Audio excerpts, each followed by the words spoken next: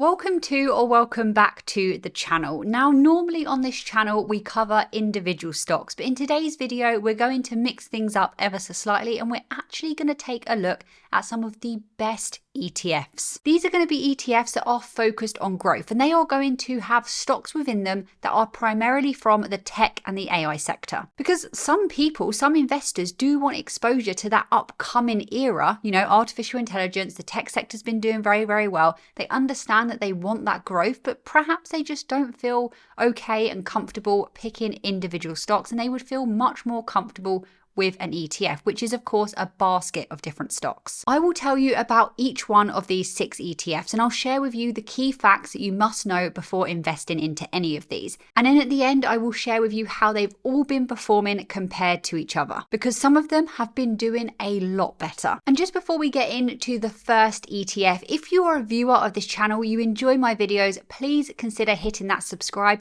because YouTube have let me know that 85.5% of viewers of this channel don't actually subscribe. So if you can give this video a like, subscribe to the channel, it's free, you can unsub at any time, and it would mean a lot. So with that said, let's move on to the first ETF. Now, I think it's only fair to start with one of the most popular ETFs in the world, and I think it's one that you can't really beat. If you haven't guessed it already, it is of course the QQQ. This is of course not financial advice, nothing in this video or on this channel is, but this seems to be perfect for any investors who, they want an ETF, but actually they want to take on a little bit more risk and have potential higher rewards than maybe something like the S&P 500 can give them. If you're not already familiar with the QQQ, it's actually an ETF tracking the NASDAQ 100 index. The NASDAQ 100 index being comprised of the 100 largest non-financial US companies. So here we are on the Invesco QQQ website, and let's just see what we can learn about this ETF. So we can see straight away some fund details. So a very, very important thing is of course the total expense ratio, and for this ETF, you will be paying 0.2%, meaning $2 for every $1,000 invested. You can see the exchange it's tracking is the NASDAQ, like I just said, and the inception date for this ETF, it's been around for quite a long time. It's definitely got history. You can look at past performance, which isn't indicative of future performance, but it's definitely helpful. It's got a reputation, 1999. Not as long as the likes of the S&P 500 and, ETFs like that, but very, very good, and I think it might be the oldest on our list today. Then we've got the number of holdings. So how many different stocks are you getting within this ETF? For the QQQ, it's 101. With that said, let's move down to the top 10 holdings. Now, what you'll be able to see straight away, well, number one, you probably recognize all of these companies. Number two, the reason that the QQQ has performed so well and has been outperforming the S&P 500, it's had a fantastic run, is because these top holdings are highly innovative. They're at the forefront of innovation. They are leaders in their own, markets, and they are very, very profitable, massive companies. You look at them. Microsoft. So we've got Microsoft taking up 8.74%. We've got Apple, second largest, 7.4%. Then we've got Nvidia, Amazon, Meta, Broadcom. And if you're unfamiliar with Broadcom, get familiar with it. I spoke about it in a recent video, which I will leave linked on the screen somewhere now. You should absolutely know about this company. Then we've got the 2 class shares of Alphabet, Tesla, and Costco. So those are the top holdings, but of course, there are more than just 10 holdings, and you can see them all if you click on this button and look down the list. AMD, obviously getting a lot of attraction recently, Netflix, Pepsi. So what you'll be able to see here is most of the companies are within the tech industry, most of them by weighting. But you do have the odd one sprinkled in that is a big company that is not within the tech sector specifically, like Costco. However, big companies that have been able to see sustainable growth over time. So now let's just scroll down a little bit more, sector allocation. So like I said at the beginning of this video, these ETFs are primarily tech sector, AI sector based ETFs, but the QQQ does make a case for itself here. More than just a tech fund, Invesco QQQ ETF showcases underlying holdings from multiple sectors and industries. But there's no denying that over half, the majority, are companies from the tech sector, 57.64%. Then we've got consumer discretionary at nearly 20%, healthcare. These are all very insignificant compared to this massive amount within tech. If you want to know what companies are within each of the sectors, you can find that out quite easily, just by clicking on these buttons and you can see. But what I want to show you quickly now is on this page here on Yahoo Finance. So I wanted to point out that the standard deviation for the QQQ ETF over a 10-year period is coming out as 18.41. Remember that number, 18.41. If we now go over to an ETF tracking the S&P 500, which we can use SPY, very, very famous one in the US, we can see the same thing for 10 years. Standard deviation is coming out as 15.1, so slightly lower than what we just saw for the QQQ. What is standard deviation and, why are we even looking at it? Well, put really simply, and this could be a slight oversimplification, standard deviation and comparing two different standard deviations to each other is a way to measure the volatility, which then obviously links back to the risk. So this is just showing us that the returns of the QQQ have been much more spread out or dispersed from the average return compared to SPY, which basically shows us that the price of the ETF of the QQQ can change way more dramatically over a short period of time. Something to consider if you don't really have the stomach to have an ETF like that within your account. Okay, and then I wanted to come over to Seeking Alpha here. If you're interested in trying Seeking Alpha for a 7-day free trial and then you want money off after that, if you do want to commit to it, I have a link in the description which will be perfect for you. It's my preferred platform for all my stock research. But let's just have a look at this dividend tab. So the QQQ does actually pay a dividend, but it is very, very small. And I don't think many people investing into this ETF are really doing it for an income necessarily. They're probably more focused on the growth. But you can see that, it is a very small yield.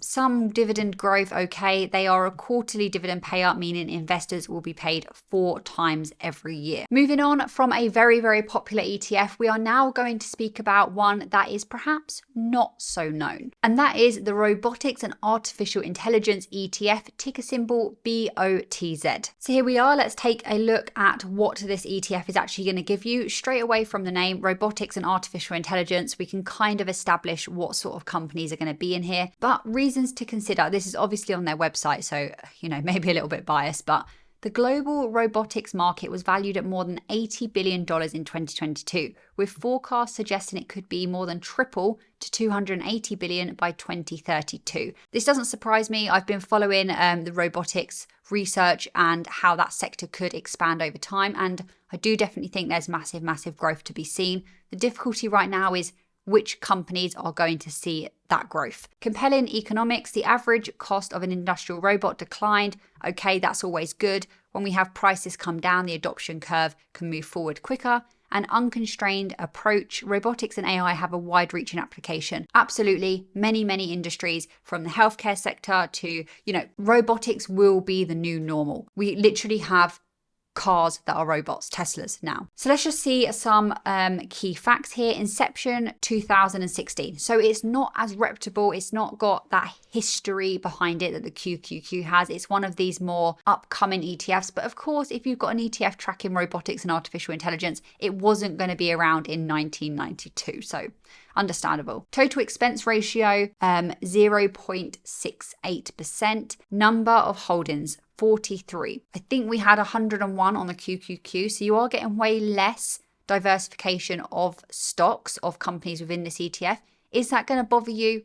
Obviously, that's for you to decide. Some people like to be way more diversified. Some people, this would be absolutely fine with. So BOTS seeks to invest in companies that potentially stand to benefit from increased adoption and utilization of robotics and artificial intelligence, involving those involved with industrial robotics and automation, non-industrial robotics and autonomous vehicles. But let's just have a look at the top holdings. The biggest holding by weighting, by percentage, is Nvidia.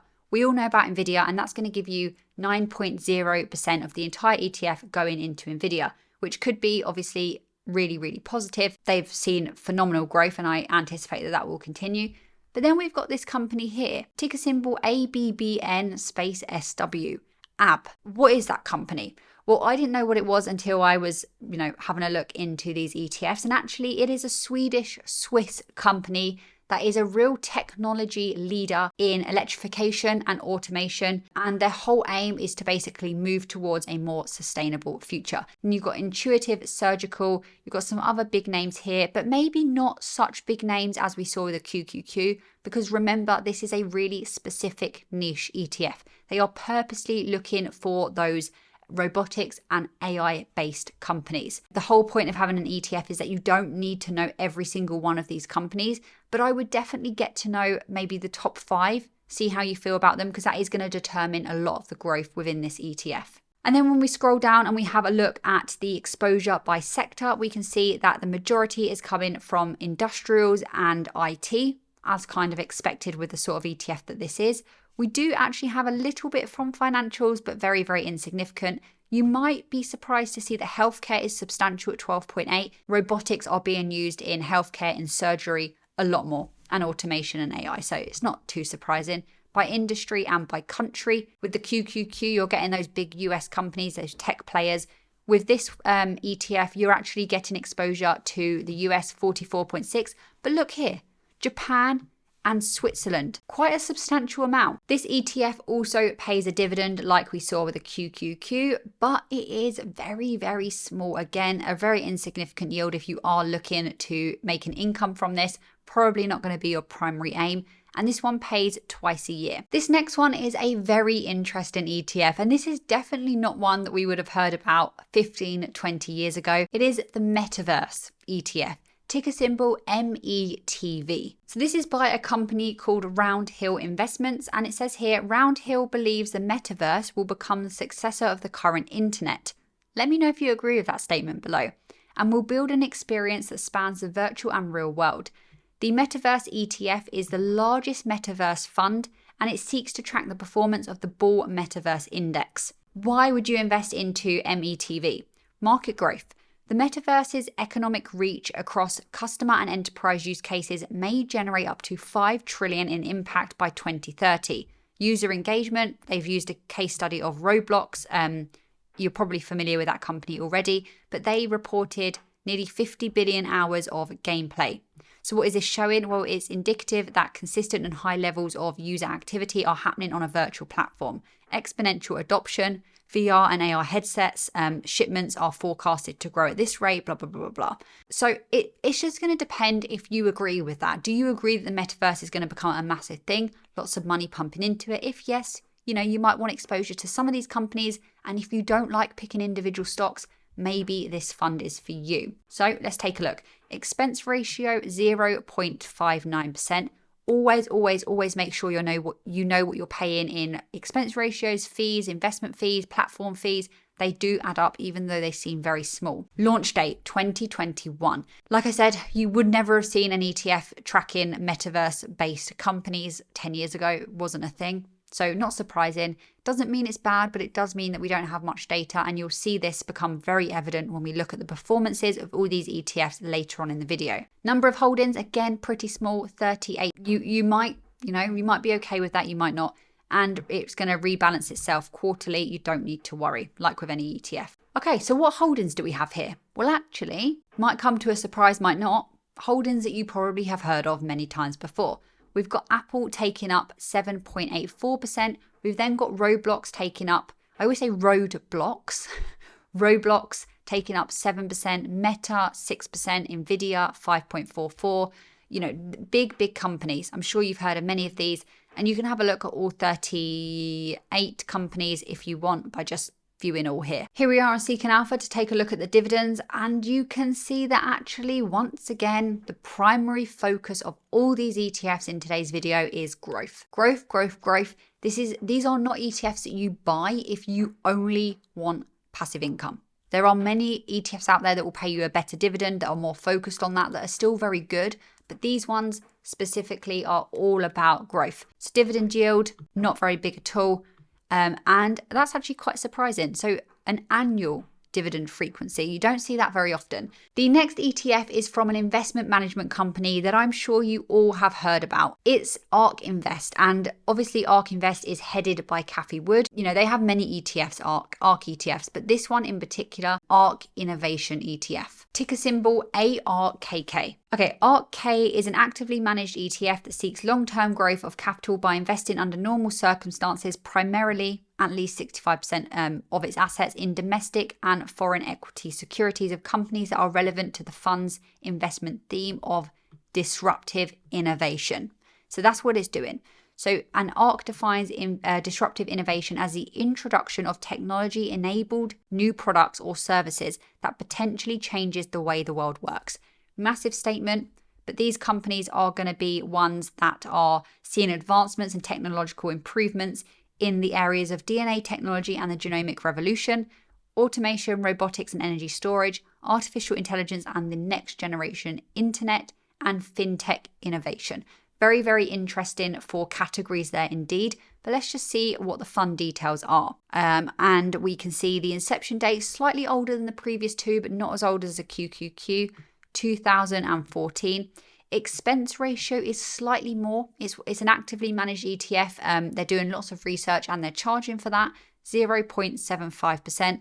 Typical number of holdings range between 35 and 55. And we'll see in a minute what the actual holdings are. But you can see that the fee of 0.75 are management fees, basically. Holdings. Okay, the number one holding right now, and this does get managed quite often, so these, do change, is Coinbase, 9.66%. Second is Tesla. I think Cathie Wood has been buying a lot of Tesla shares at the moment while they've been dipping, 9.18%. And then I'll just leave this on the screen just for a second now. You can see some that you might not be familiar with include CRISPR Therapeutics, which is a genomics-based stock, a genomics-based company, CRISPR being the technology they're using to basically make movements in genetic diseases and curing those.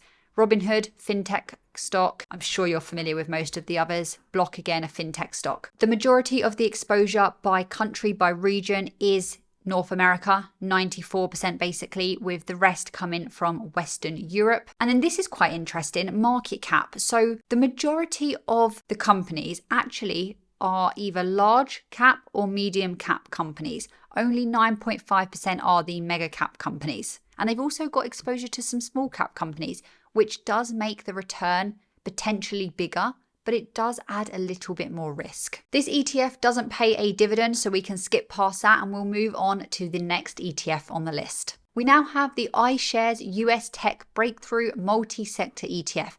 That was a mouthful. Ticker symbol TECB. Some people might be more comfortable investing in an ETF that is actually backed by BlackRock, iShares by BlackRock, because they are a management company that have a lot of assets under management, like Vanguard, well-established, reputable brand. But let's just take a look what this ETF is all about. This is going to give you access to companies at the forefront of innovation in the tech sector and beyond.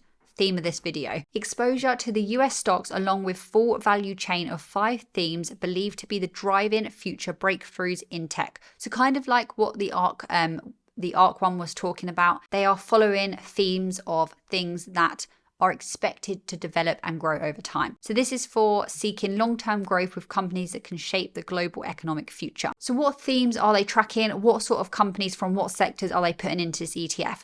Robotics and artificial intelligence, cloud, data, cybersecurity, genomics, and financial technology. So very, very similar to what we've just seen. Expense ratio, 0.4%. And now let's just scroll down and we'll have a look at some more key features. Inception date, although from a reputable brand, it is quite a new fund. The inception date was only in 2020. And the distribution frequency, meaning the dividends, which we'll take a look at in a minute, quarterly. Number of holdings are a lot more on this one, 173. Let's just take a look at what those holdings actually are.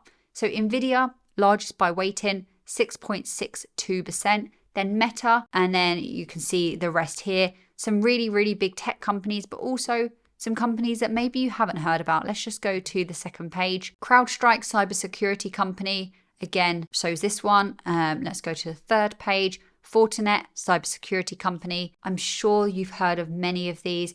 Got Intuitive Surgical again making an appearance in this ETF, and you can flick through and see some others here. So the dividend yield on this one, again, very small, slightly bigger, I suppose, 0.24%, and we've already established they are a quarterly dividend payer. So let's move on to the final ETF on our list today, and then we will take a look at how all of these have been performing over time compared to each other. It might actually surprise you. So the last one on the list is the Artificial Intelligence and Technology ETF, ticker symbol AIQ. So reasons to consider AIQ: high growth potential, breakthroughs in generative AI forecasts suggest that the global artificial intelligence market could increase more than 300x. Okay, good. Artificial intelligence, obviously a buzzword, been a massive thing. I don't think it's going anywhere. I think it's only going to grow. Rapid commercialization, okay. It's expanding beyond data centers. Absolutely. It's expanding into all sectors, and every single enterprise out there is really looking at how they can integrate AI now. And then again, like with the previous one, a few back, unconstrained approach, many sectors basically. Okay, so inception date 2018. Okay, not been around too long. Been around longer than some of the others though. Expense ratio 0.68. Tick symbol AIQ, number of holdings 84. So AIQ seeks to invest in companies that potentially stand to benefit from further development and utilization of artificial intelligence technology in their products and services, as well as in companies that provide hardware facilitating the use of AI for the analysis of big data. So this one is really going to be niche in terms of what companies are moving the needle in the world of AI. So it's no surprise when we look at the holdings of what companies we are seeing here. Nvidia being the number one. Obviously, when it comes to hardware that is necessary for artificial intelligence, Nvidia are right up there. We have Meta, Netflix, Amazon. We have some massive names here. And if we expand to show all, they're not that surprising. I do wonder actually whether Tesla, yes. Okay, Tesla is making an appearance, which they absolutely should be in terms of AI. And I wonder if Palantir are not coming up, which I believe they should be. But, maybe I'm a bit biased there because I am a big Palantir investor. Exposure by sector, no real surprises here. The majority IT, and then we've got communication services, consumer discretionary, some in industrials, again, not surprising. Financials, very small. Healthcare, small. And if we then look at industry, you can see that laid out here. Quite a lot in semiconductors. What a surprise there. Country, again, no real surprise. United States, China. South Korea is kind of surprising, but I guess if we think about Samsung, which is probably in here. Let's have a look. Yeah, big holding in there. So not too surprising. These are the real leaders of this area, especially the US. Does it pay a dividend? Yes, it does. 0.15%, paying twice a year. So with all that out of the way, let's actually take a look now how all these ETFs have been performing compared to each other. You can do this just on Google, but it limits you to the amount of different stocks or ETFs you can compare to each other. Whereas here on Seeking Alpha, it lets me add them all. So I've just done it on this. Bit confusing in terms of all the different colors, but we should be able to see the clear outperformers here. So we'll start with looking at year to date. Now, we'll just look through these very quickly. The QQQ year to date, 7.71%. BOTZ, 8.95%. Then we've got the Metaverse ETF, 7.38%. ARK, not doing too well. TECB, doing the best here, 10.67%.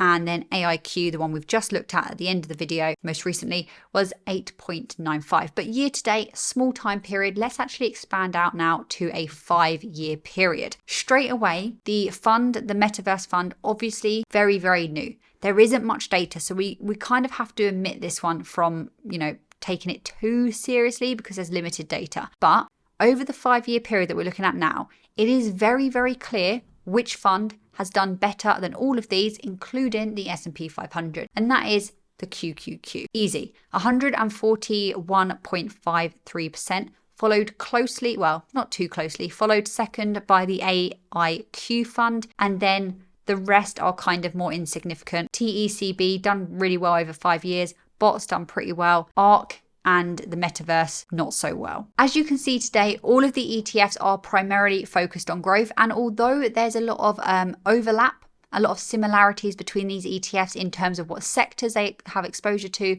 what companies they have and things like that, there are some really clear differences as well. And which one of these you prefer is really going to come down to the type of companies you want within your ETF, the expense ratio that you're looking to pay, and all things like that. Let me know if you have any of these ETFs in your own portfolio in the comments below. Until next time, keep investing, keep analyzing, and don't forget to hit that subscribe button.